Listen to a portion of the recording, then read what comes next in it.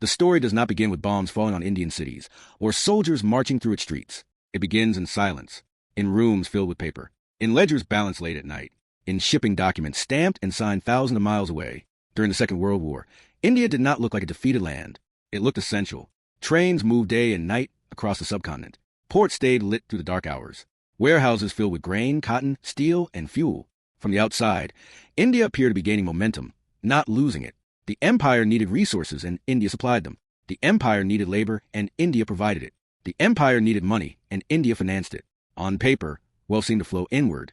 Yet when the war ended, India stood economically exhausted, its financial strength drained.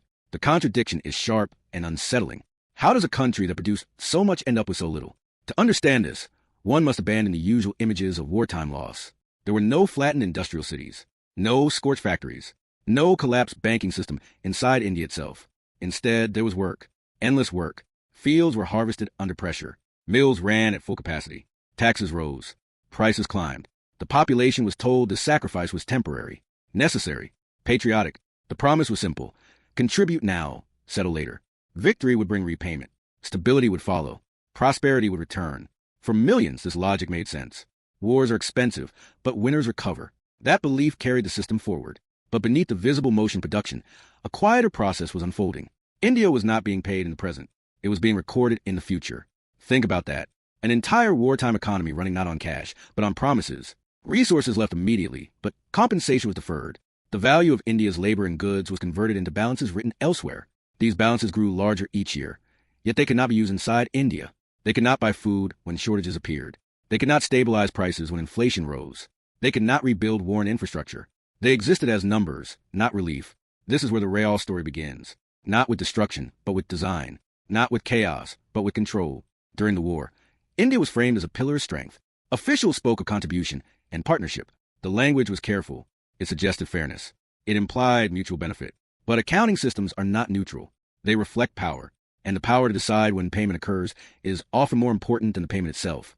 As wartime demand surged, India exported more than ever before. Yet instead of receiving full payment in usable currency, it accumulated credits. These credits sat idle. They grew while the economy strained. What looked like wealth was, in reality, deferred obligation. The longer the war lasted, the deeper this imbalance became. The stakes were enormous. India was not a small supplier. It was one of the largest contributors to the Allied war effort outside Europe. Food fed distant armies. Raw materials fueled foreign factories. Financial support underwrote logistics across continents. All of this happened while India itself remained vulnerable. Imports slowed. Shipping priorities shifted. Scarcity crept in. Prices rose faster than wages. Ordinary households felt pressure long before the war ended. Yet the narrative remained unchanged. Sacrifice now, settlement later. Trust the system. But systems built during emergencies often outlive the emergency itself. What begins as a temporary measure becomes standard practice. Wartime accounting hardened into policy. Credits replaced cash. Deferred payment replaced exchange. India's economic output was absorbed without immediate return. This was not accidental. It was efficient. From the perspective of those controlling the books, it reduced strain at the center while shifting burden outward. India financed the war not because it was forced at gunpoint, but because the structure allowed it. Consent was manufactured through language, legality, and urgency. Imagine cities alive with production. Textile mills vibrating with machines. Dock workers loading ships bound for distant fronts. Farmers pushing harvests beyond safe limits. Now imagine the currency in circulation, losing value at the same time. More money chasing fewer goods. Inflation creeping into daily life. The war economy looked strong, but it was unbalanced. Wealth was leaving in real form and returning only as promise. That gap widened each year. The question history often avoids is simple but uncomfortable. If India was producing more than ever before, why did its economic position weaken? Why did reserves thin? Why did development stall? Why did independence arrive with such financial strain? The answer is not found in battlefield losses. It lies in who controlled the flow of money, who decided timing, who held the authority to convert labor into payment. India's contribution was immediate and physical. Its compensation was delayed and abstract. This is a contrarian truth. India did not lose its wealth through destruction. It lost it through accounting, through systems that looked fair on the surface, through mechanisms presented as temporary and harmless, through balances that grew too large to challenge and too distant to use.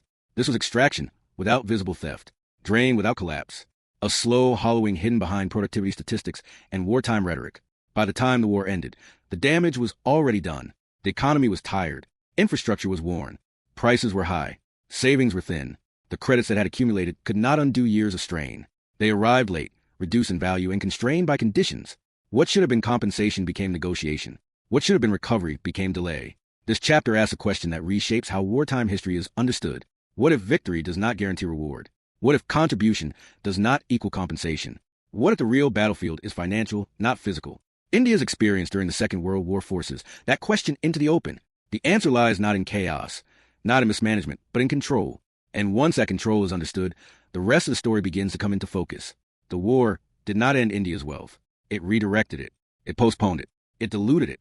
And by the time the accounting caught up with reality, the value had already slipped away. That is how wealth vanishes without explosions. That is how an economy can appear strong while being quietly drained. And that is the hidden foundation on which the rest of the story stands. Before the war, India was already woven into the machinery of a global empire. Rail lines cut across the subcontinent, pulling raw materials from the interior toward the ports. Cotton moved to mills. Jute became sacks and rope. Steel fed construction and transport. Taxes flowed upward through a colonial system that had been refined for decades. This was not a fragile economy. It was organized, productive, and deeply integrated into international trade. By the late 1930s, India had become one of the most important economic engines supporting imperial power. When war arrived, this engine did not stall. It accelerated. The shift was immediate. Global supply chains broke apart under conflict, and India's position became even more critical. Factories expanded output. Workshops multiplied shifts. Railways carried heavier loads. Fields were pushed harder. The demand seemed endless. Everything had a destination. Food for armies, textiles for uniforms, metals for machines, fuel for transport. From the outside, it looked like growth. Employment rose. Industrial output surged. Government spending expanded. For many observers, India appeared to be benefiting from the war. War, after all, is often described as an economic stimulant. Production increases. Money circulates. Activity intensifies. The surface indicators supported this belief. But wartime growth can be deceptive. What matters is not how much is produced, but how value is exchanged. In a normal economy, goods move outward and money flows back. During the war, that balance changed. Payment was no longer immediate. Instead of receiving cash or freely usable currency, India received credits. These credits were recorded abroad. They represented what was owed, not what was delivered. Officials described this arrangement as temporary, a wartime necessity, a bookkeeping convenience. The explanation was always the same. Once the war ended, accounts would be settled. India would be compensated in full. The promise carried weight because it was wrapped in urgency and legitimacy. Think about the scale of that promise. An entire economy was asked to trust future settlement during the largest conflict in human history. And for a time, the trust held. The system appeared stable. Wages were paid. Markets functioned. Trade continued under new rules. On paper, India's financial position even improved. The balances grew year after year. They were cited as evidence of contribution and strength. But there was a crucial detail rarely emphasized. These balances could not be used inside India. They were not liquid. They were not flexible. They could not be converted freely into goods. The illusion of strength rested on this separation between appearance and function. Production numbers looked impressive. Employment figures rose. Government revenues increased. But beneath these indicators, stress was building. Imports declined as shipping capacity was diverted to military use. Consumer goods became scarce. Industrial inputs grew harder to obtain. Prices began to rise. The money paid to workers lost purchasing power. Yet the credits continued to accumulate elsewhere, untouched by these pressures. The more India produced, the more it was owed. And the more it was owed, the less it could actually access. This is how wartime accounting reshapes reality. By shifting payment into the future, it moves risk into the present. India absorbed that risk. It financed production up front while waiting for settlement later. The arrangement benefited those who needed immediate resources without immediate payment. It also benefited those who controlled the timeline of settlement. Stability, in this system, was carefully managed. As long as markets remained calm and production continued, the illusion could be sustained. Officials emphasized partnership. They spoke of shared sacrifice. They framed the arrangement as mutual. India was told it was playing a decisive role in a global struggle. That message mattered. It encouraged compliance. It reduced resistance. It transformed economic extraction into moral duty. The language was powerful because it aligned contribution with purpose. Few questioned the deeper mechanics while the war raged. Survival took priority. Scrutiny was postponed. But even as confidence was projected, the system revealed its fragility. Wartime spending flooded the domestic economy with currency, but supply could not keep pace. Goods left the country faster than replacements arrived. Inflation followed. It did not explode overnight. It crept. Prices rose in markets. Rent increased. Basic necessities consumed larger portions of income. These pressures were visible to ordinary people long before they appeared in official reports. The economy was active, but it was strained. Behind the scenes, the numbers told a different story. Credits mounted rapidly. They were cited as proof that India was being compensated. Yet compensation deferred is not compensation delivered. The balances did not reduce shortages. They did not repair infrastructure. They did not stabilize prices. They sat idle, growing larger and more distant from everyday life. This gap between recorded wealth and lived experience widened each year. Stability can be staged. As long as production continued and administrative order held, the system appeared sound, but the foundation was narrow. It relied on continued trust, continued compliance, and continued delay. The longer the war lasted, the greater the imbalance became. India was financing an expanding war effort without control over the terms. It did not decide when settlement would occur. It did not decide how balances could be used. It did not decide the conditions attached to future payment. Those decisions were made elsewhere. This loss of control is the central illusion of wartime strength. Power is not measured only by output. It is measured by authority over exchange. India produced enormous value, but it did not control a conversion into usable wealth. That control remained external. As long as the war continued, this arrangement could be justified. Emergency overrides fairness. Necessity overrides scrutiny. But emergencies end, and when they do, the systems built under pressure reveal their true cost. By the later years of the war, the strain became harder to conceal. Shipping constraints tightened. Imports slowed further. Industrial bottlenecks appeared. Food distribution became uneven. Inflation accelerated. The gap between wages and prices widened. The population felt the pressure directly. Meanwhile, the credits continued to grow, untouched by these realities. They became symbols of a promise that could not ease the present. The illusion of wartime prosperity depended on belief. Belief that settlement would be fair. Belief that timing would not matter. Belief that contribution guaranteed reward. These beliefs kept the machine running. They also delayed reckoning. Few systems collapse at once. Most weaken gradually. They survive on momentum long after their foundations begin to crack. India's wartime economy looked unstoppable because motion was mistaken for strength. Trains moving do not mean balance. Factories running do not mean security. Numbers rising do not mean control. The deeper truth was simpler and more dangerous. India was paying now for a future it did not control. It was converting real resources into deferred claims. And deferred claims, when held by others, are not leverage. They are exposure. As the war approached its final phase, this exposure became impossible to ignore. The system that had appeared stable now looked rigid. Credits could not be unlocked without permission. Payment could not be accelerated without negotiation. The illusion of strength began to fade. What remained was a realization that wartime growth had masked a profound shift in economic power. India had kept the war economy alive, but it had done so at the cost of its own flexibility. This chapter reveals why the story of loss cannot be told without understanding illusion. India did not collapse during the war. It worked harder than ever. It produced more than ever. That is precisely why the outcome was so devastating. The strength was real, but the control was not. And when strength is separated from control, it can be turned against itself. The next chapter follows that turning point, when the cracks beneath the illusion finally spread into the open.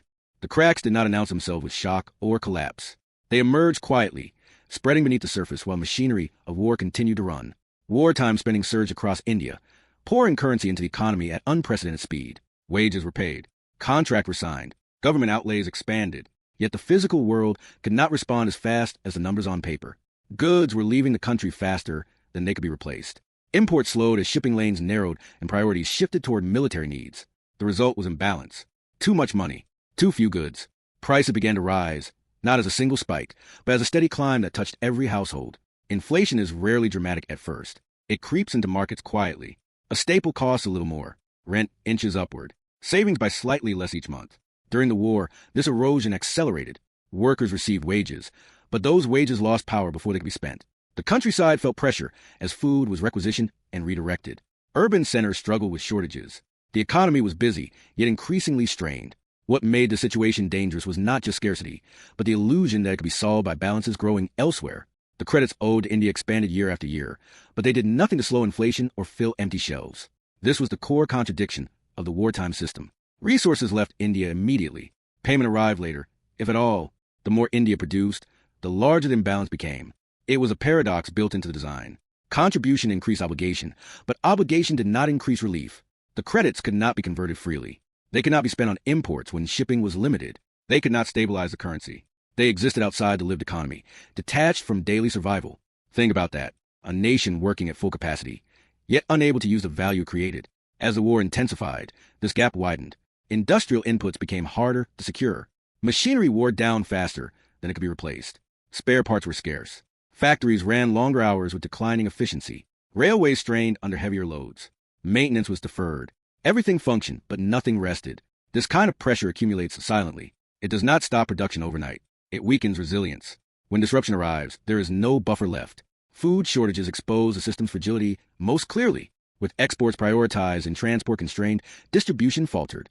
Prices climbed faster than wages could follow. For ordinary people, the promise of future settlement meant nothing in the present. Credits recorded abroad could not buy grain in a local market. They could not prevent hunger. They could not correct distribution failures. The gap between official narratives and lived reality grew impossible to ignore. Yet even as strain mounted, the system held. That is what makes it so instructive. It did not collapse when it should have.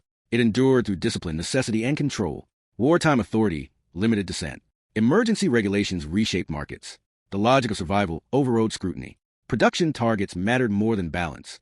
The economy became an instrument, not a system of exchange. In such conditions, inefficiencies can persist far longer than expected. The turning point came not as a single event, but as a realization. The credits that had been framed as leverage were not leverage at all. They were leverage held by others.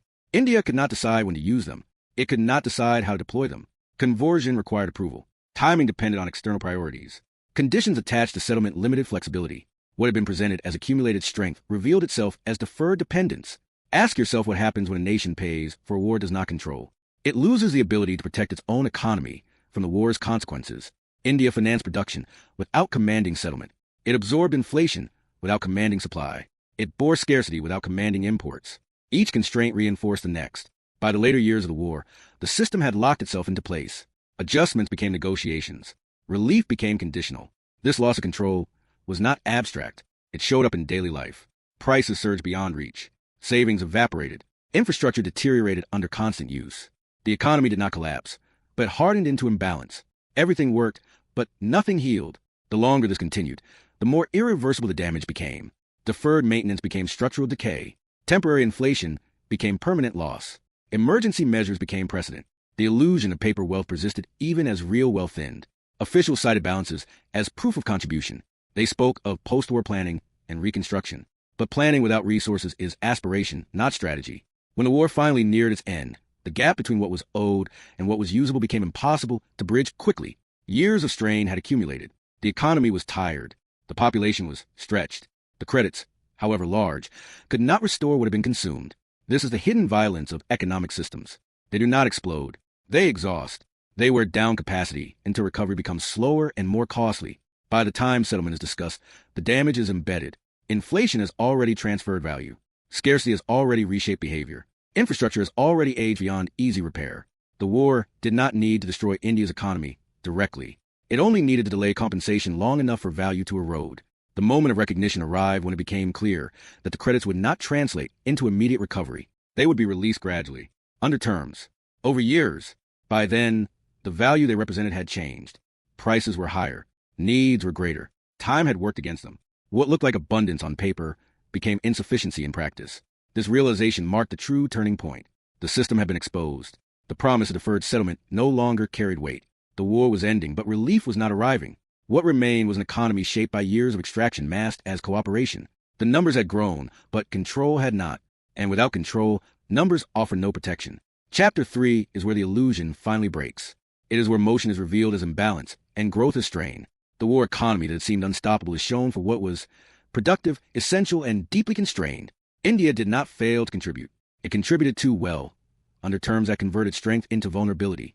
By the time the system reached its limit, there was no dramatic collapse to mark the moment, only a quiet understanding that the wealth was gone, not in a single loss, but in 1,000 delayed exchanges. This is a lesson embedded in the turning point. Economic power is not measured by output alone. It is measured by timing, control, and conversion. India lost not because it lacked production, but because it lacked authority over the value it created. The war made that loss visible. The peace would make it permanent. When the war finally ended, the world expected release. Factories would slow. Ships would return to trade. Emergency controls would ease. For India, peace was supposed to unlock everything that had been deferred. Years of contribution, years of sacrifice, years of unpaid value were meant to resolve themselves through settlement. The accounting would catch up with reality. That was a promise. But peace did not arrive as relief.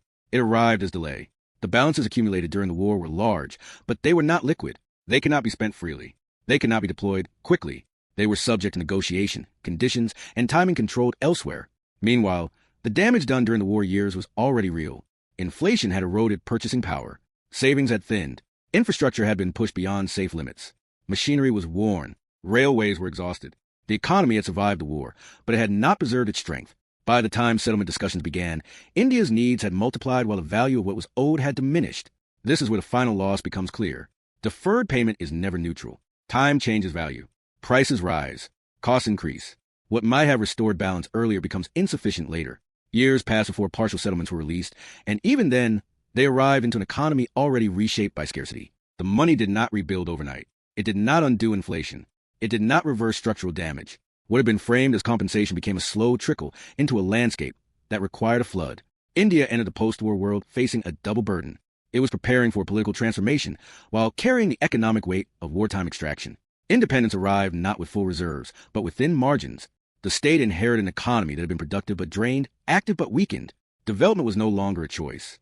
It was an emergency. Yet the resources required for rapid recovery were limited. The war had shifted well forward in time, then allowed inflation and delay to hollow it out. The most important detail is this. The wealth was not destroyed. It was transferred, postponed, and diminished. Resources left India when they were most valuable. Payment arrived when they were least effective. This asymmetry defined the outcome. The war ended, but the economic imbalance it created remained embedded. It shaped fiscal decisions. It constrained investment. It slowed recovery. The consequences unfolded over decades, not months. This experience left a deep imprint on economic thinking. The lesson was not about war alone. It was about systems, about how control over currency, settlement, and timing determines outcomes. India had learned that contributing to a global system does not guarantee protection within it. That deferred compensation can become a tool of extraction.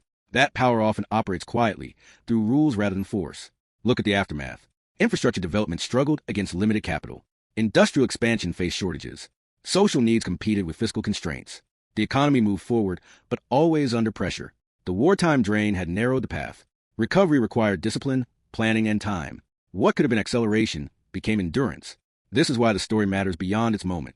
The mechanism that drained India during the war did not vanish with peace. Deferred trade, delayed settlement, currency arrangements that separate production from payment. These systems still exist. They appear stable. They appear fair. They promise future resolution. But as history shows, time is never neutral.